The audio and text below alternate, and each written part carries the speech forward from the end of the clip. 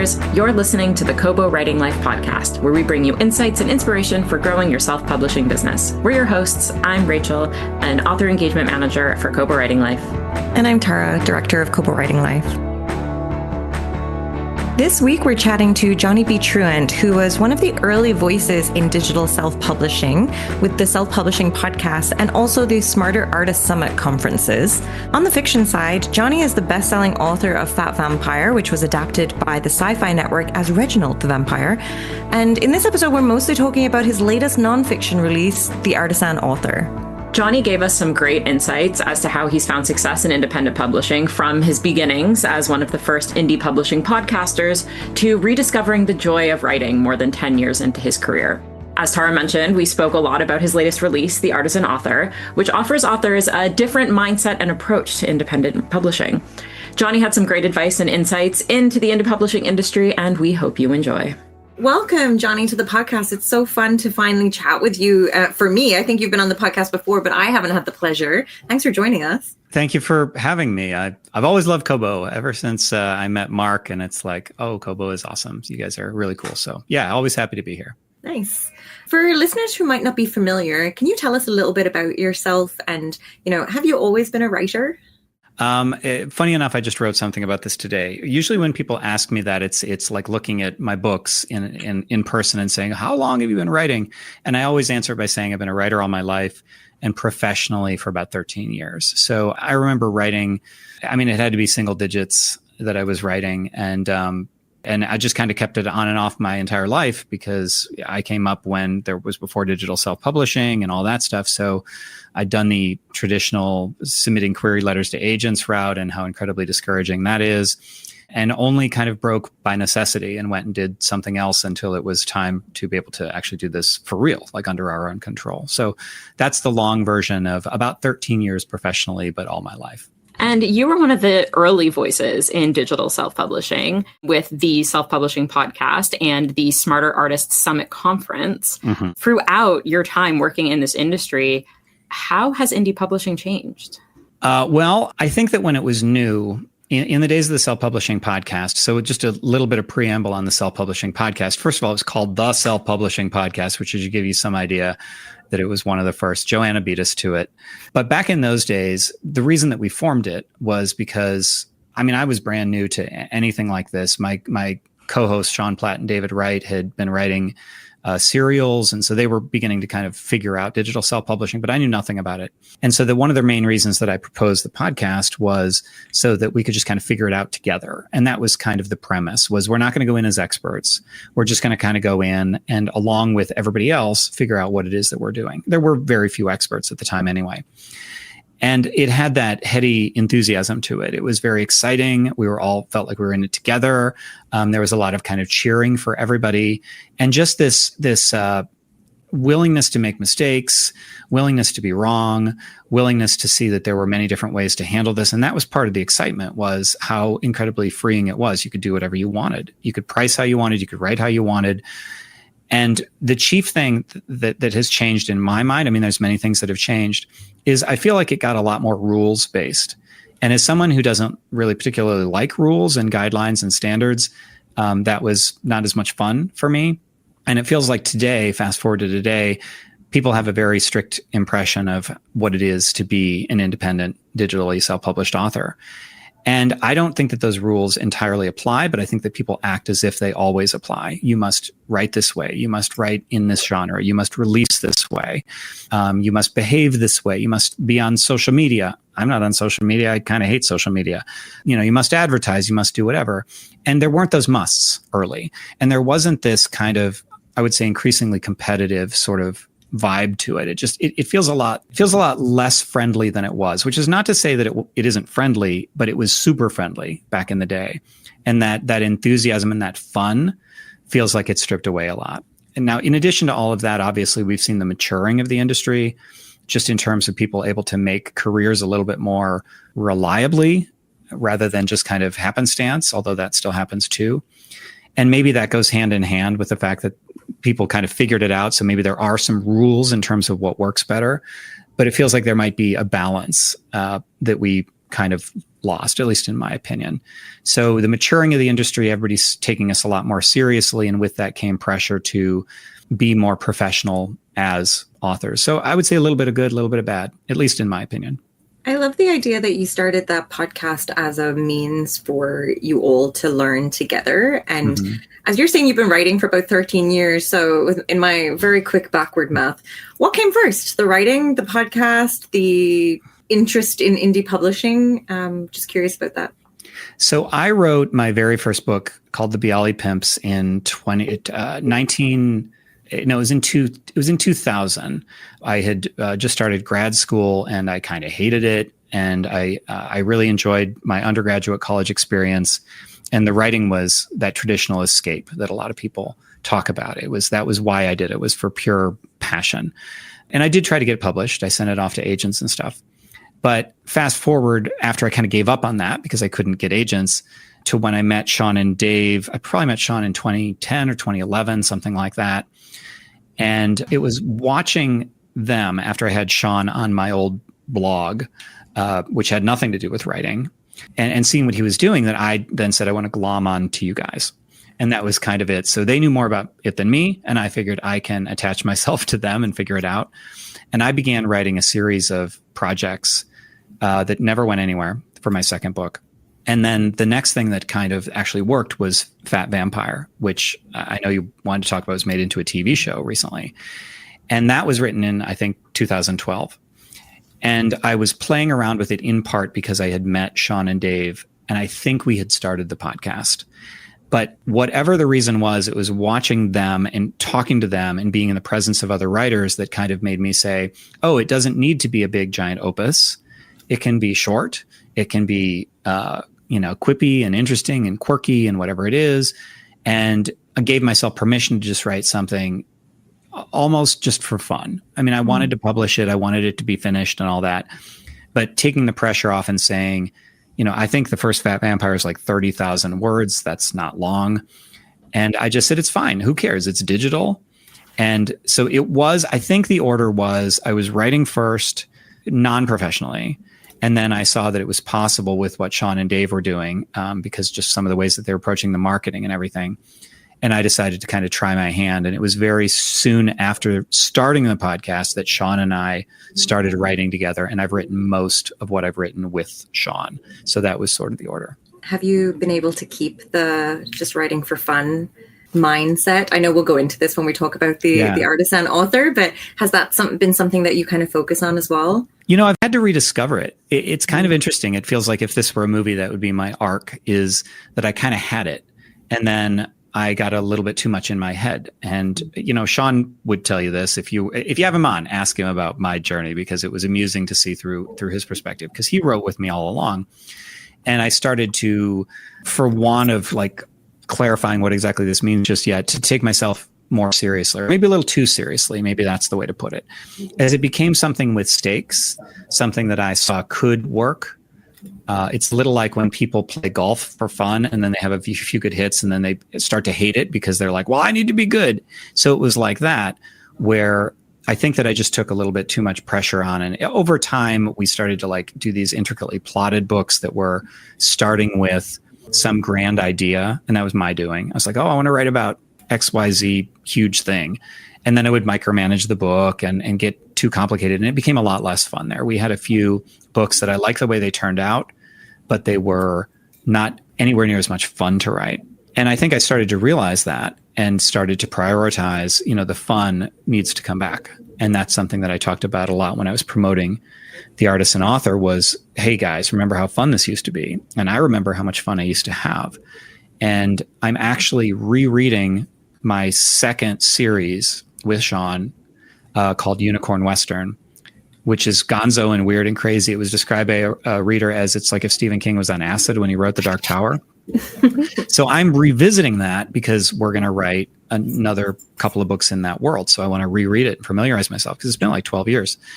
And I'm re-experiencing all the fun. I'm like, I remember how fun this was. We were pulling references and things that we had joked about. And there were people that we knew that we pulled in. And there was this terrible movie called Birdemic that we all watched together once. And one of the episodes is like it's highly based on Birdemic, but also serious. Like it's like, and that sense of play I really missed. And so this feels like a closing of that middle chapter. And now I'm ready to have a lot more fun again. But yeah, along the way, I kind of lost track of that. Now, we do want to talk to you about the Artisan Author and your journey with that book. But before, I'm curious, what do you think the biggest opportunities and challenges are facing indie authors? Because as you've mentioned, the publishing industry has already evolved a lot throughout your career, and it is rapidly changing. So I'm curious what opportunities and challenges you see indie authors facing these days. Okay, I almost feel like I need to be taking notes because a few of them came to mind right away. So the first I would say is it's difficult to articulate it, but let's just say burnout or the pressure that leads to burnout. I think that we've kind of ended up on a slippery slope. When I say we, I'm talking generally in the industry, where it's like for a while, Sean and I and Dave wrote Write, Publish, Repeat. And so when we were talking about that idea of repeating publishing, like publish it, repeat, it morphed slowly over like the telephone game where I feel like it contributed to rapid release or kind of became the idea of rapid release. I don't know. I know we were in there somewhere. But the original idea was persistence. It was build a catalog. But because I wrote very fast and we talked about it on the podcast, I think the two might have gotten conflated, and I'm sure there were other factors. But that idea of we need to go faster and faster, originally, I feel it made sense because I was one of the people who I naturally write fast. I don't think there's anything wrong with writing fast if that's natural for you. I do think it's important to repeat and build a catalog. So it in the beginning, that made sense to me. But I feel like it's gotten lost very subtly over time where it's like the boiling frog and we kind of look around and we go, oh, maybe this isn't healthy. Maybe this like freneticism and like let's publish as fast as we can. And why did we get in this in the first place? Didn't a lot of us get into this to express ourselves creatively and write the book of our hearts? So that sort of thing. And I think that we've ended up in like even the people who are successful, I call that golden handcuffs. So even if you're doing really well, there's a sense certainly in rapid release that you need to keep doing it. So I think that there's this like arms race with everyone else of I need to keep going. And I would say that is a threat for all but the vanishingly small minority of people for whom that's a good fit. I think very few people work at a maniacal pace forever, naturally and healthily. I think it's more people are shoehorning themselves into it. So I would say that is one thing. I would also say sort of a culture of misaligned expectations. I think that it's become very common to think that full-time authoring is like the thing you should shoot for. And well, I am a full-time author. I think it's great. I think if you can do it, it's cool. I also do not think it's normal. I don't think it's the majority. And I don't think it's fair to anybody that we should be shooting for that. Because I think that there are a lot of people who are doing quite well, but they think, well, I'm not full-time. And you may never be full-time. That's not something that may ever happen. Or especially, when people talk about being a six-figure author. And that's becomes something that everybody aspires to as well. And again, if somebody drops six figures on my door for being an author, I'm not going to complain about that. There's not anything wrong with it. But looking at that as like, that is the norm. And if you aren't making progress toward it and eventually achieving it, then you're frankly not trying hard enough is kind of the attitude. That bugs me. So this idea of a lot of authors, what are the majority of people doing? You guys would know, you're at Kobo. My guess is that a very small percentage of people make a lot of money, and a lot of people probably make, I don't know, a mid-list or a small side hustle income. And I would love to normalize that. So those feel like big dangers to me.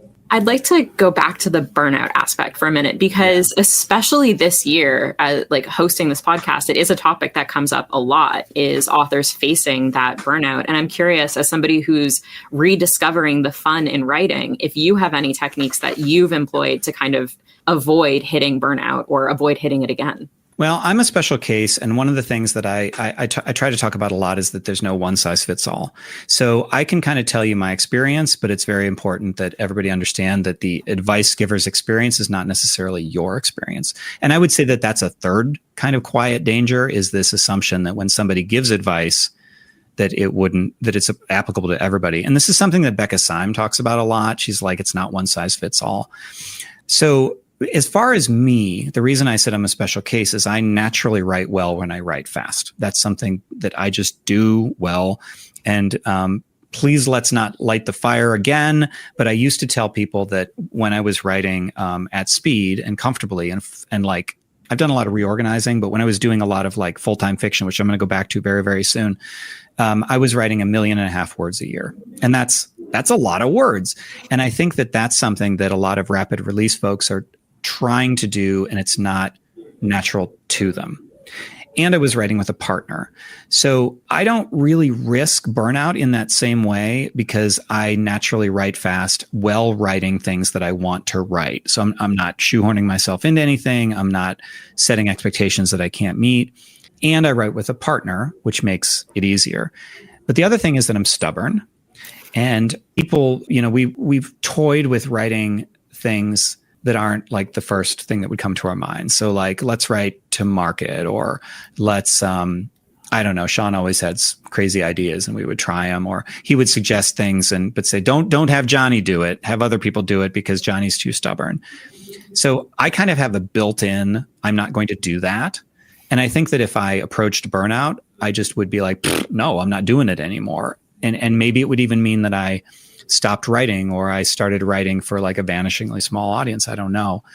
I mean, Becca has wonderful tips on that in Writer Are You in Burnout, but I've never really risked burnout in a weird way. I've risked, what happens with me is I get frustrated with other people going toward burnout, and I kind of go, just stop it if you don't want to do it. So I know that's really unhelpful.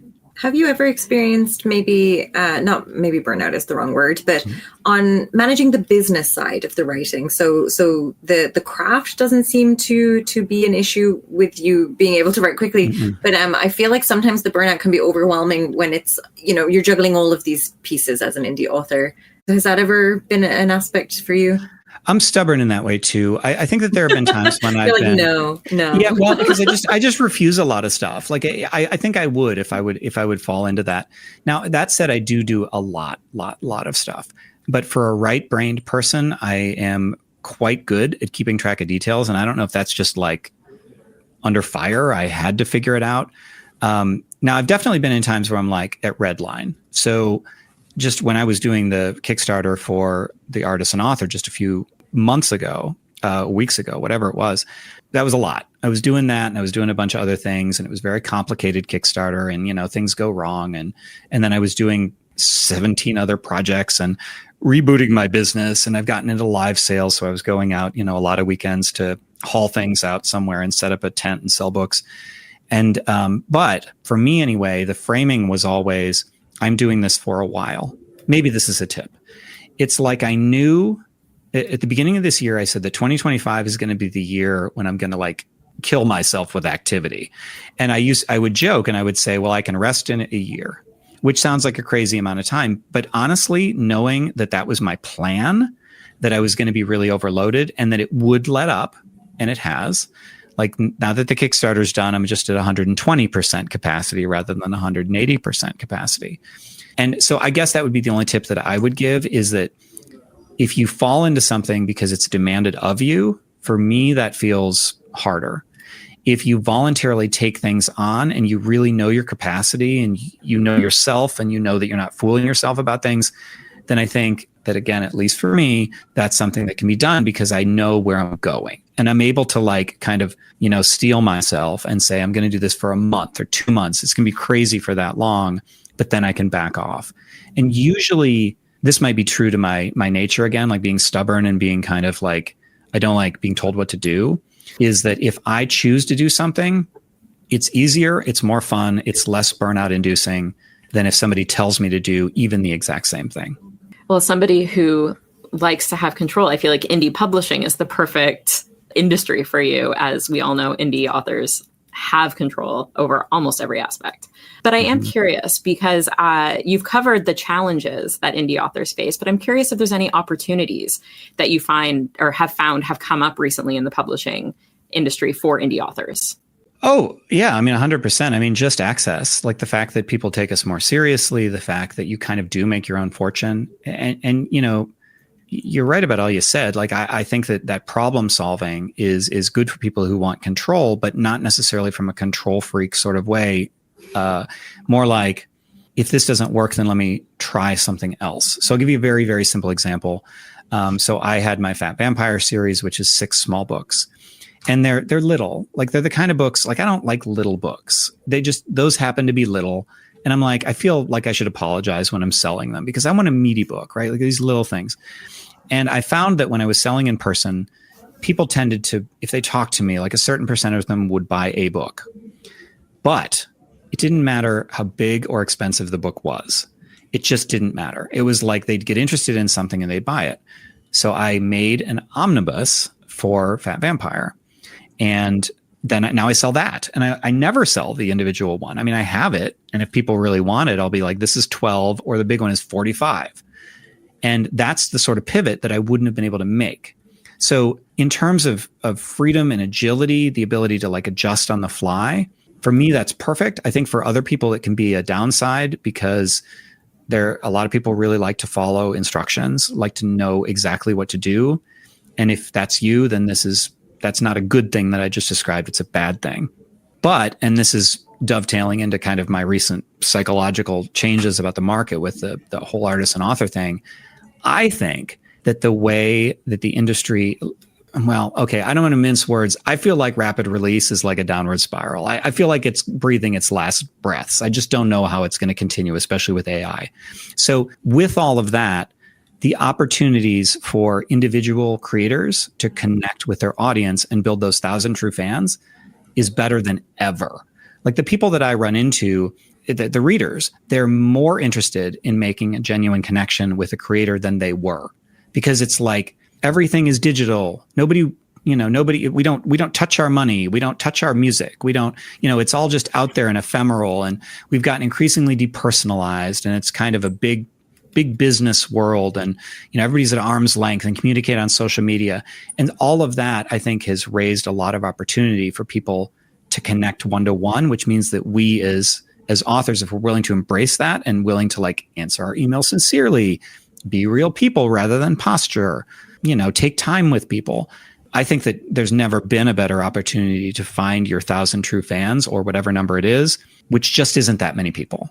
So it feels like, in a weird way, that like moderate level of success as an author feels to me much more achievable is not the word. It's like, it's realistic. It's more believable. It's like, oh, I can find 100 or 1,000 people who like me. That's not a crazy number, rather than bazillions, Maybe I'm putting words into your mouth with this next question, but it kind of fits into what you're saying. But how does publishing widely go into this? Like, can you talk to like why publishing widely is good business for authors?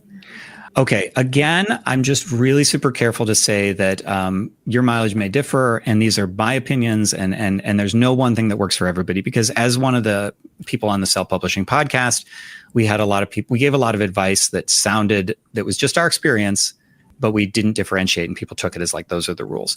So I'm just very wary of that. I don't want to say it sound like this is the way. Now, that said, I personally think that a lot that goes into a high degree of exclusivity is, okay, frankly, kind of dumb. I don't think it makes any sense in the real world in the way of other business. Now, within the very narrow box of like well done rapid release for the people who write for it, I think that it's not dumb at all. Like the people who do it, it's great. You're playing by the rules of a very specific game. But if we're talking about business as a whole, the idea of selling at one place without recompense, like if you have a Walmart exclusive on your album, you bet you're getting paid for that, or they're buying a crap ton of your album. You're not just like, oh yeah, cool. Yeah, you can have it exclusively. It's fine.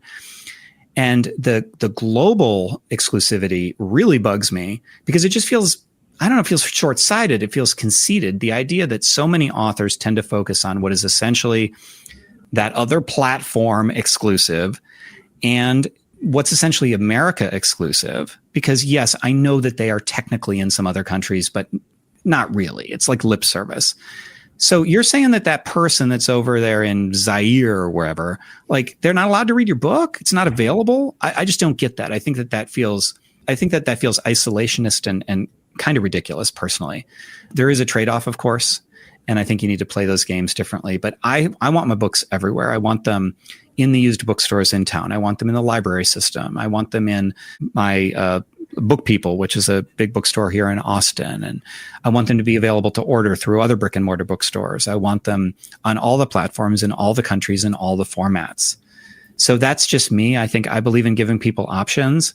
And I also feel that once you've made the decision to not play the rapid release game, why would you not go wide? Because rapid release is highly dependent on that exclusivity model. And so if you're not doing the exclusivity, then you kind of can't do rapid release. And that kind of by default shoves you into the other camp. And if you're over there anyway, well, then why would you not be everywhere? It just expands your options rather than contracting them. And I think that very much aligns with a lot of the philosophy behind what Kobo does and trying to just like barrier-free reading, and with Kobo Writing Life, making things as, accessible to people as possible. And we always just encourage people to have your book in as many places so you can reach whatever reader wants to read it. Like, it seems like so simple, but it's very complicated. Well, so I don't log into my Ingram dashboard that often, but I logged into it like a month ago. And I saw that there were, I forget the number, but it was like 30 copies of my book, Winter Break, had sold into the United Arab Emirates. Like, I have no idea why. None. And I kind of even looked around as if that was something I could find an answer to. And the only thing I can figure is that somebody in like Dubai, was maybe an expat and they have a book club or something like that. But that wouldn't have happened.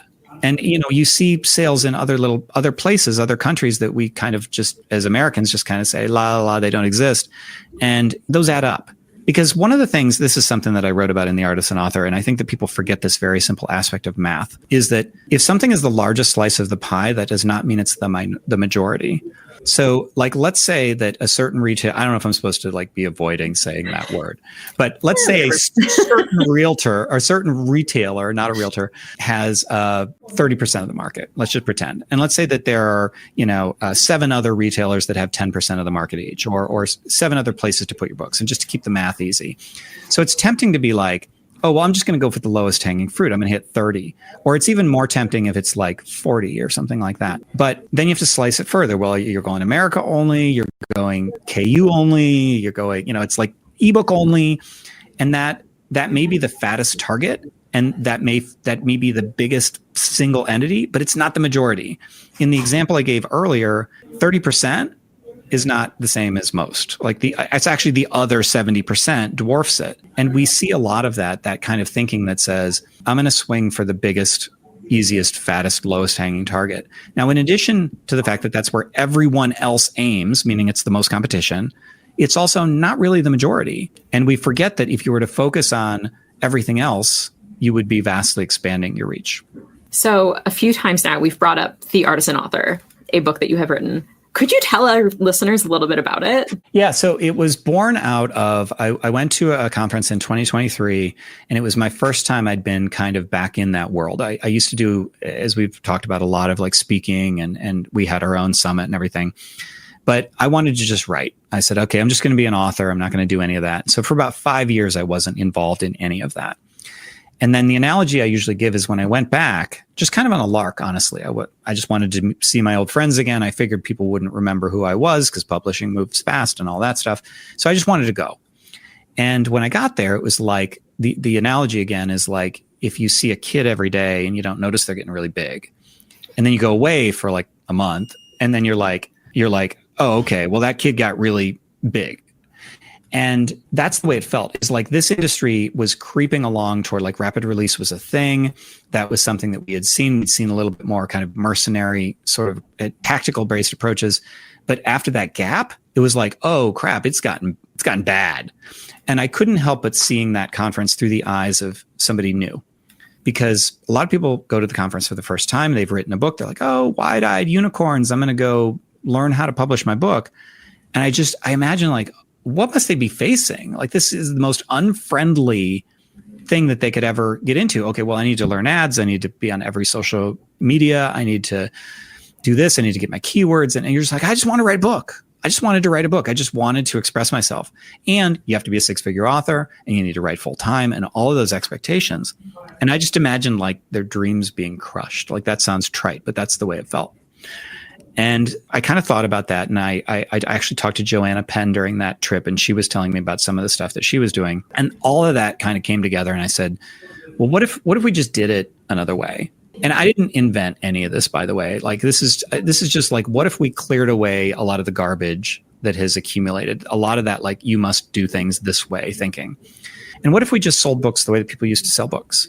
What if we reduced everything and said, it's an author, it's a reader, it's a good story, and it's an even exchange of value, and that's it. There's nothing fancy. What if you took a Kevin Kelly style 1,000 True Fans approach to writing, which I called the Artisan Author, and other people using that term too. And that's all it really is this idea of let's not shoot for the algorithm. Like, actually, I was on another podcast about this, and they said, what if instead of being rapid release versus artisan, it was like algorithms versus no algorithms? And I'm like, okay, that's it. Because I completely ignore bookseller algorithms, entirely. I don't worry about, I try to put them in the right categories, but I don't worry about metadata. I don't try to write to market. I just don't do any of that. And instead, just write the best book I can and package it the best way that I can and have a good cover and have a good blurb and, proofread it and all that stuff. And then just go about nurturing the fans that I have and trying to get them to like me more and like my books more and talk to other people about me. And when I meet new people, try really hard to impress them. I consider every new customer interaction, this is going to sound like a cliche, but it's actually true, as an opportunity to win them over. And so one by one, I'm trying to win new fans. And that's the heart of it, is this 1,000 True Fans versus like shoot for billions of borrows or downloads or whatever on page reads or whatever. In terms of smaller transactions, let's do bigger transactions. Let's have a better lifetime value of a reader. Let's have a better connection with the reader, somebody who loves you more than you were the most recent thing that popped up in my recommendations, and they're going to look for you again the next time. So I wrote this presentation, or I created this presentation for next year for the first Author Nation conference and gave it, and it was super well received. There were a lot of people who were like, oh my God, I didn't know that was an option. I really needed to hear this because, everything is so overwhelming. And my room was packed. It was kind of a small room, and it was like overstuffed, and they were having to turn people away because it was too full. And I thought, well, maybe there's something here. Maybe I should write the book. And so that was the genesis of the book, The Artisan Author. It came out of that need that I saw. And all those people who were underserved, who were being told, you got to go big or go home.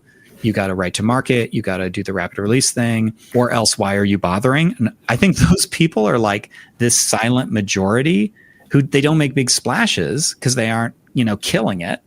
But yet I think they're the majority of authors. And that was the main reason that I wrote this, was because I saw that there were a lot of people who needed it. When I was reading it, my friend was asking me what I was reading, and I was describing the concept or the idea behind the Artisan Author.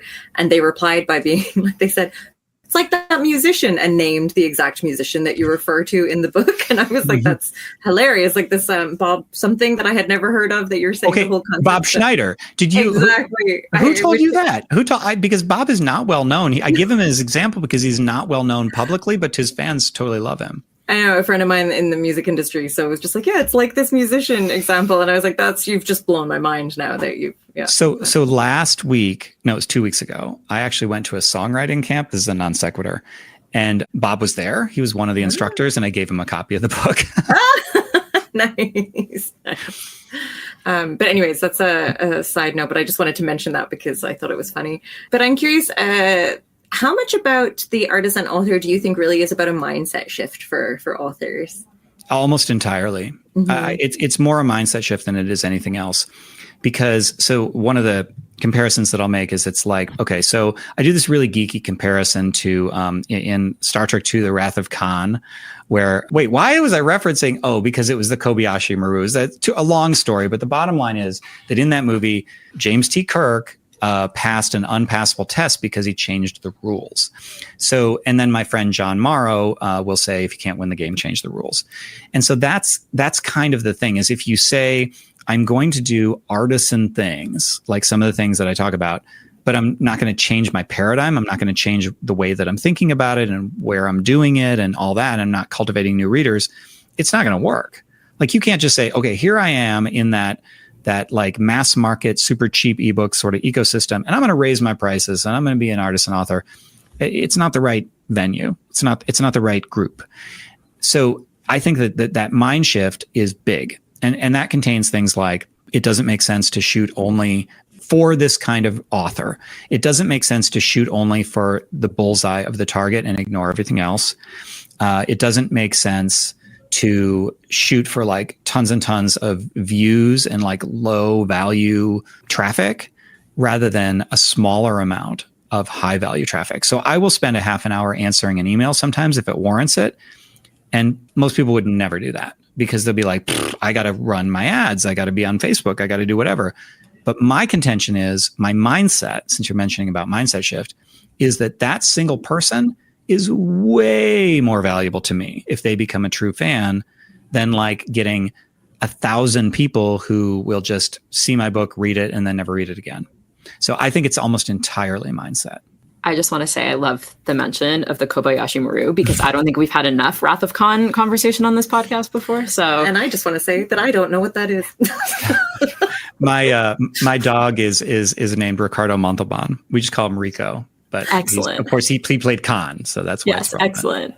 I'll do some Star Trek educating for Tara later. There you go. Can't wait. But back to the book and the mindset shift. You've mentioned several times about getting those 1,000 true fans. But with so many voices in the indie space, how can authors kind of effectively cut through the noise to build that loyal readership? This is another paradigm shift thing. So you can do it a bunch of different ways, but some of the most effective ways that I've done, and again, not advice, like in the book, I give a bunch of things that are like popcorned. They're potential ideas that you could try. They're not like follow this exactly because it's what I do. But I will say, for me, don't just do what I'm saying. I really like live events. So I like to go sell in person. And that is a pool of people that nobody's reaching. Like, that is not somebody who's being reached by AMS ads or, just browsing through the slush pile or whatever. So those people are like, that's virgin snow, right? Like that's a market that's just waiting to be found. But another one that I do that's like, I will say that some of these ideas, most of these ideas require some degree of exposure. And I know that scares authors. Now, you don't have to do it in person at an event like I do. You can do it by like this. Here I am on a podcast. You can do it on social media. You can do it just with email, as long as you're genuine and open and you don't put on airs and all of that, and you take quality connections. And the way that I kind of look at it is, in general, I say you're going to get a certain amount of traffic anyway.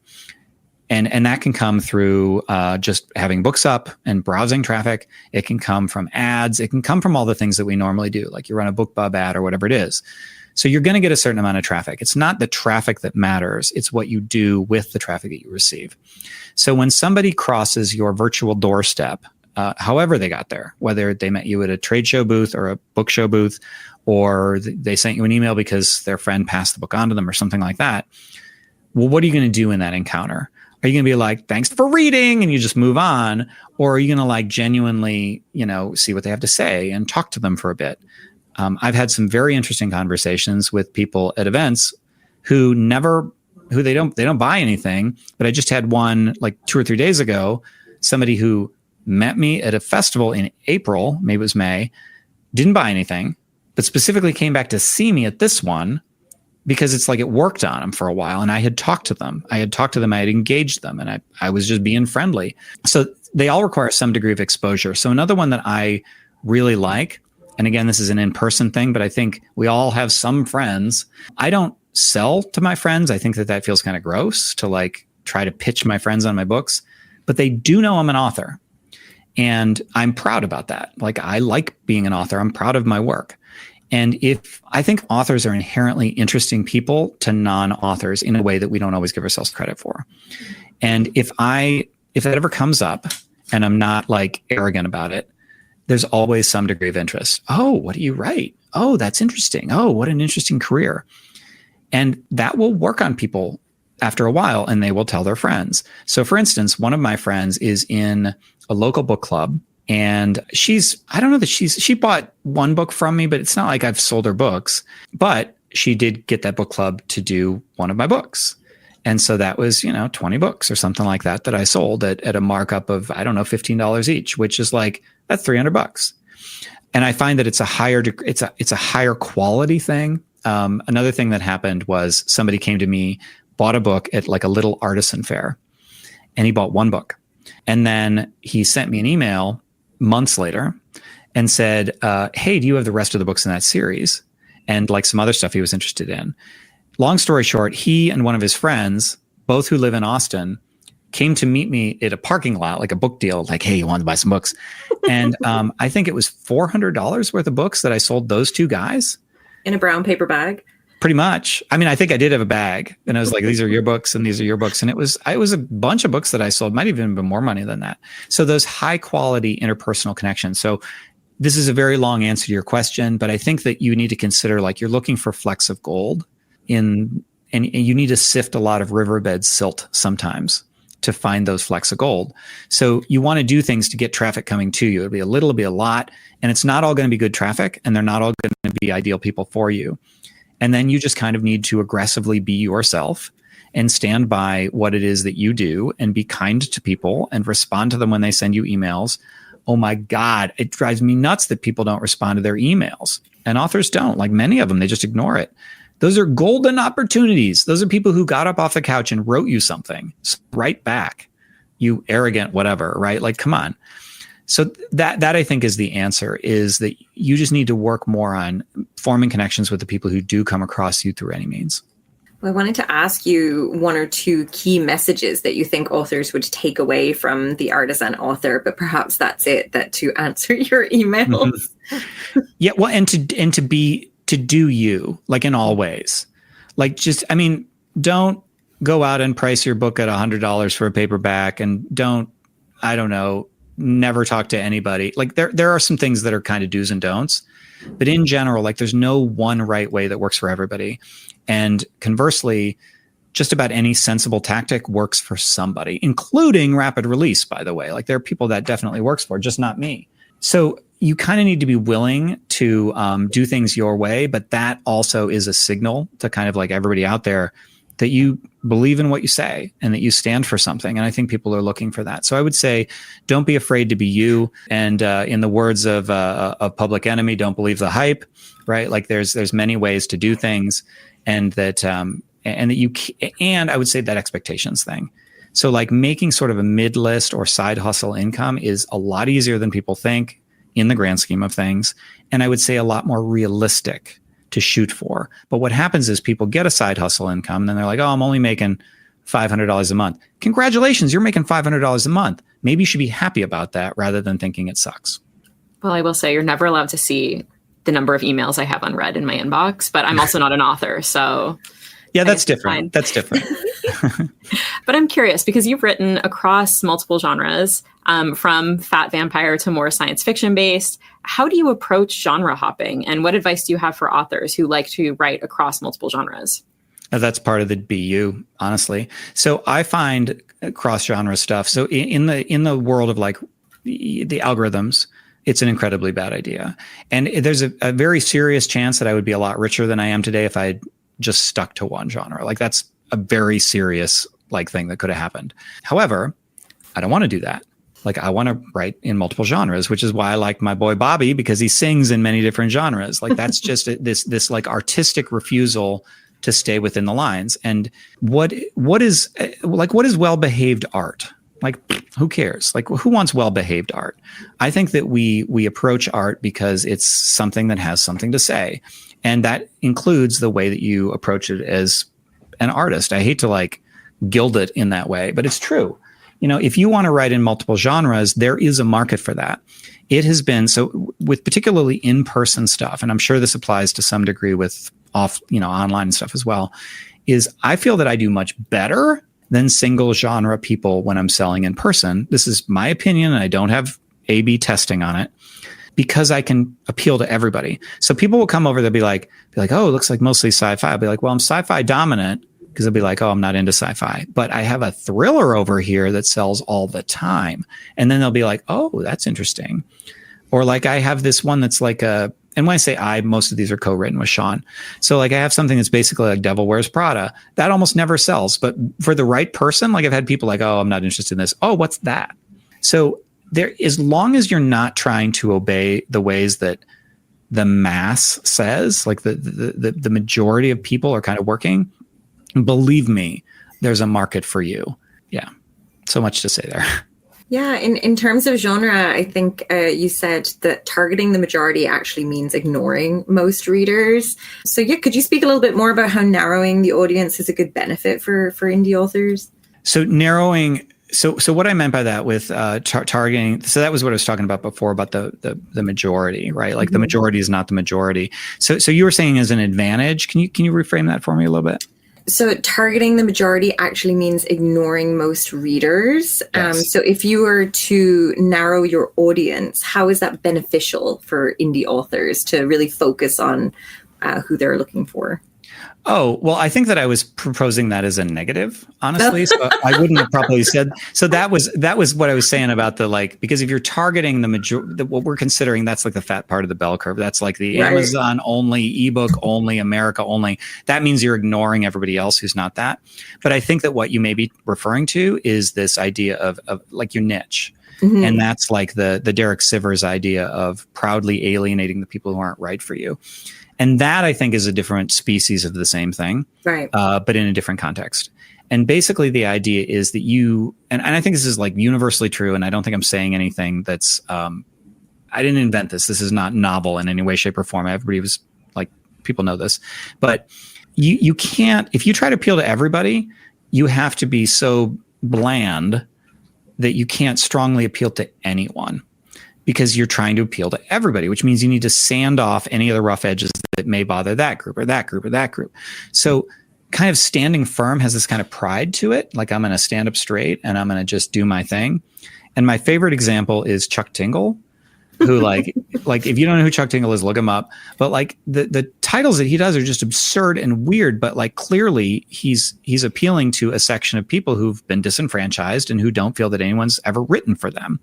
So if you let your freak flag fly, or your differences fly, or whatever it is, there are people who are like you that have not been served, because we've largely, the majority is focused on the majority. Like, mainstream culture has historically been made, this isn't a conspiracy thing, it's just true, by people who have means and money, which means that they're shooting for the biggest targets. And so the smaller targets, the people that are more niche, which in Chuck's case is, I guess, a largely queer erotica loving audience that has a weird sense of humor. I don't know what his niche is, but like, he stays so true to that he's got like a New York Times or like a traditional deal now. And he's like, I think he's a New York Times bestseller. Like, go figure. He got this deal because he's like, well, it turns out that small group that I was niching in on is significant enough that they will support me in a big way. Now, that's not going to happen with everybody, but I think that it's the best way to make you as a creator happy, because you're not trying to twist yourself into something you're not. And it's the best way to appeal to those folks who are perfect for you, because they will see you failing to flinch. And you're like, no, I'm not going to sand off that rough edge. I'm going to be who I am, and I'm going to declare it proudly to the world. And that makes them love you more. Does that sound like what you were referring to? Yeah. And I feel like we're running low on time, and this question might be too large one. We'll have to have you back to chat about this process. But Fat Vampire was adapted to TV as Reginald the Vampire. So maybe just a quick question on what advice would you have for authors that would like to see their work on the screen? Oh, stop worrying about it. Like, honestly, I can't give you advice on that. It dropped into my lap. And I know that that's not, by the way, love to be back. I love talking about this, and I'm actually kind of sad we don't have a lot of time. But people have asked me that. How do you make that happen? And I'm like, I didn't make it happen. I do have some serious advice on that. And it is kind of stop worrying about it, and instead just try to do your work. Like, put your nose down, do your work. Because the reason that Fat Vampire eventually got the attention of people outside of my control is because it was widely available, and because I never gave up on it. I just put it out there. I knew it was a good idea. We would run deals on it. We would do whatever. And there was this meeting that Sean and a business partner were in with some studio person for something, because they do a lot of like trying to get things into TV. And they mentioned me. And the guy, it was like, had a bookshelf behind him. He goes, he turns around and he grabs a physical copy of Fat Vampire, and he goes, is this the guy you're talking about? And I have no idea how that got on that guy's shelf. I was talking to like a TV showrunner at the Austin Film Festival, and he had found Fat Vampire in an LA bookstore. Who knew how that got there? People have told me that they just run across things all the time. So if you're available, it's kind of like you're not going to, you miss all the shots that you don't take or whatever that is. So it's like on a global scale, if you're not available for people to run across you, guess what? They're not going to run across you. But I did nothing specific. I didn't pitch it. I didn't, twice I had people contact me out of the blue, twice separated by a decade. Two separate people. The other was a name you'd know. And it was just like, who was it? You can tell us. We're not. I can't. It's just me and Rachel. It's fine. Not an entire podcast audience. Yeah, but it was out there for people to find. And honestly, like I didn't stress about it because it frankly didn't occur to me to stress about it. So I think that's the way that things get made. I will say, here's a tip you guys will like being Kobo. So that, well, you'll half like it. So that book was originally found in this iteration by the people. It was an executive from the BBC, and he found the book when he was getting on a plane. Now, here's the part you won't like as much, and that's he found it on Apple Books. But the important thing is he didn't find it on Amazon. And I've run across that over and over again, is that people just anecdotally, this is just my experience, they're not finding it on Amazon. They're not finding the books on Amazon that I have heard about personally. And I think it's just because there's so much noise. Like that's where everybody is. And it's hard, like you said, it's hard to find the signal in all the noise. So being available everywhere means everywhere. And it means that they were searching in a lesser trafficked pool. And by kind of tacitly assuming that because there were fewer there, there's an implied quality standard, even though it's fake, right? Like even though it doesn't mean you can put garbage anywhere, but it kind of implies that. Because it's like, oh, okay, this is somebody who took the extra step. Yeah, so be everywhere. All right, we're going to quote you on that. There you go. Be everywhere. Yeah. Happy to. Now, I know that 2025, like you mentioned, was your busy year, and it's almost coming to an end. But what is next for you? What are you working on? Well, other I than need sleep. Other than sleep. Yeah, I haven't gotten a lot of that. What is that? Sleep bores me. Like I just like, why do I have to spend time unconscious? I hate it. No, it's interestingly, it's getting back. It's like it's a reversion without the negative connotation. I spent a lot of time, I did get myself into like the edge of that very, non-artisan field, even though I always kind of had an artisan bent to me years ago. And I spent the last couple of years rebuilding my business. I got a lot of my titles back from my publisher and I republished them. And I've been doing this artisan thing and scrambling to kind of figure out how to put those pieces together. And what that's meant is I haven't written anything new in a long time and I hate it. And I'm like, I wrote a book and 2 novellas in the past year and a half, which by my production is terrible. Like that's ridiculous. And like, I'm all kind of agitated and I'm finding myself restless. And I'm like, hey, dummy, maybe it's because you aren't expressing yourself anymore. Maybe it's because that outlet that you have and you were sitting in front of a keyboard for 4 or 5 hours a day, you aren't doing it anymore. So that's the biggest thing, is that now that I've gotten everything back on an even keel, and I do feel that I have, that I need to go back to producing new stuff and having fun. Not producing in a way like I need to produce new assets, but like I need to have fun with this because P.S., those become the best assets. Well, I can't wait to see what you come up with. That'll be exciting. Sequel to Unicorn Western. Oh, yeah. Or just a brand new genre we haven't even considered yet. Maybe. Well, that was a brand new genre. What's Western fantasy mashup, right? I know, right?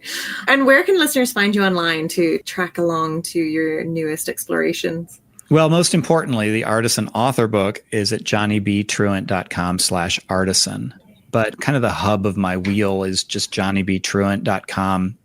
There's my store, and there's not much there, but it links out to my store and my Substack and my reader list and all the things that actually do matter. Excellent. Well, we will include links to all of the above in our show notes so our listeners can find you. And Johnny, thank you so much for hanging out and chatting with us this afternoon. Yeah, glad to be here. Thanks for having me.